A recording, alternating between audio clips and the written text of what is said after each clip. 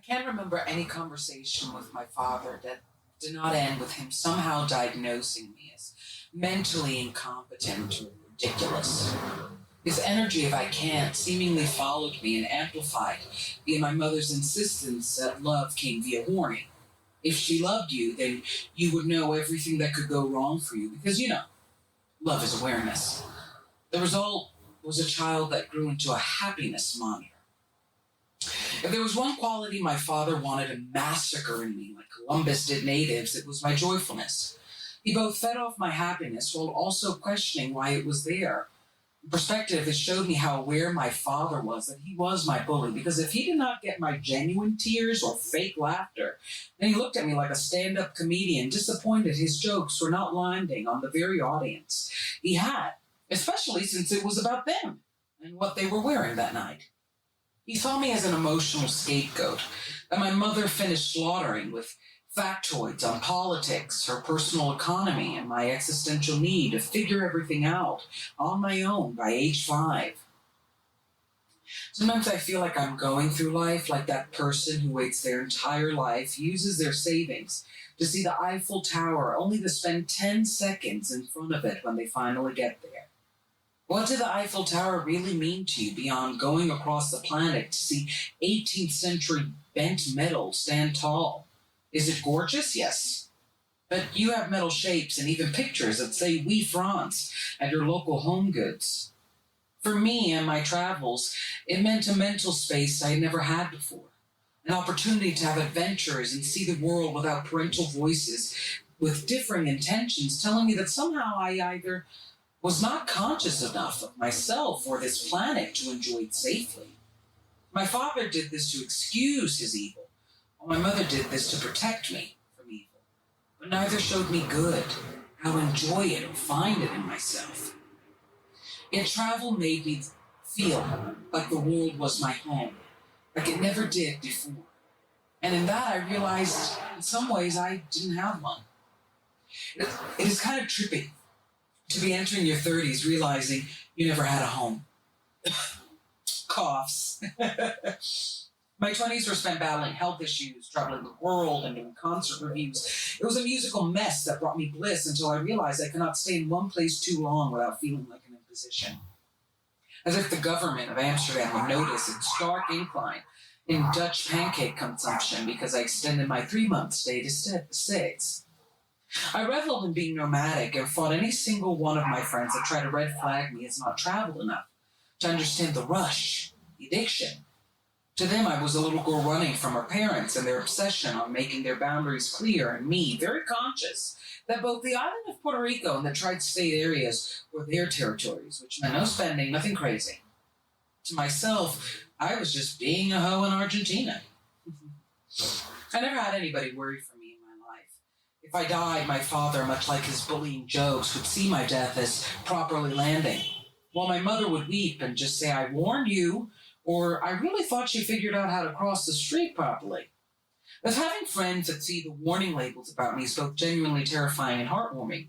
Before them, worries was used to train me to dismiss myself in front of whatever person's needs and wants were desired from me, especially my exes. They saw my genius as a feeding tube for their lackluster creativity, but when I called them out on it, the relationship's plug was pulled. In essence, if to say what I wanted or needed was punished, and worry was a weapon used against me, home just never happened because safety did not happen. The fact that I feel safer being gone worries me. I find myself as I get older wishing I could go home, but knowing that place never was, instead meaning it in a future tense.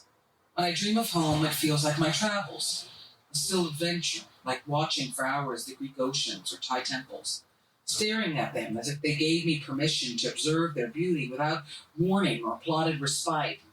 They let me be with them, and even within them, and it's so magical it's hard for me to leave, because they let me stay. So I love travel, and I genuinely love travel, and it's always hard to know. I think this world can be overly critical, overly anxious, overly negative, overly thinking. And my problem with criticism is I don't know when it's genuinely constructive, because on one hand, I lived my entire childhood just being consistently teased and criticized and told I have all these flaws, these major flaws, particularly from my dad, starting at a young age. Oh, you're a liar, you're a cheater, like by age 3. I was these really bad things. And it confused me because I knew I wasn't that. I felt I wasn't that. Oh, you just love to win. You just love to argue.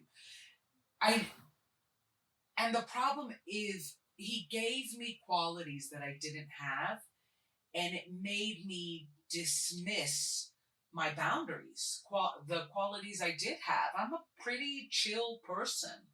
And he made me feel like I was so deranged that I didn't become chill. I just became absolutely quiet and kind of steamrolled. So I've had to really relearn boundaries and stepping up for myself, because here was this human being that just erased me and spent his entire existence making sure I was disappeared in some ways. And I think that traveling, my friends noted it, and I don't know if I feel it's necessarily true, but I feel it's becoming true. And I don't think it's a matter of manifest destiny. I think it's that you get older and the idea of staying and having stability and just not moving around so much becomes really attractive to you. And yet you stay and it's uncomfortable. And it's just suddenly, you don't know how to make being in place feel as adventurous as moving.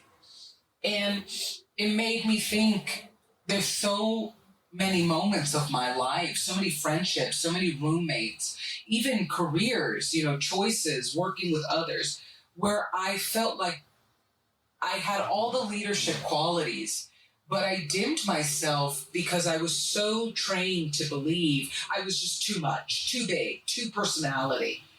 And when I travel, especially in nature, I get such a level of peace because I'm the smallest. You're small when you're in the rainforest. You're small when you're traveling through iconic cities like Paris.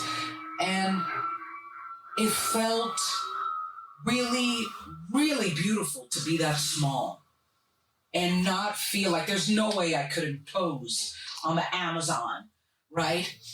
And now I'm trying to stay and really build roots. And it's hard for me.